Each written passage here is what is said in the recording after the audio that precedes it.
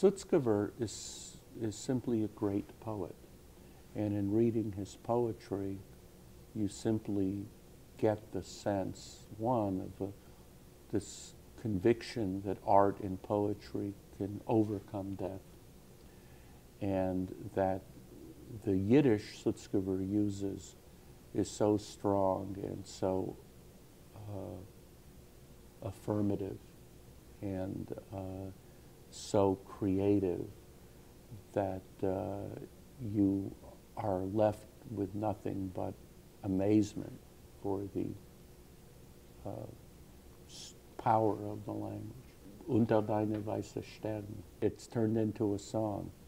Unter deine weiße Sterne streckt zu mir dein weiße Hand. Meine Wärter seinen Tränen willen ruhen in dein Hand. Sehr ist dunkel, sehr finkel, in meinem Keller liegen Blick.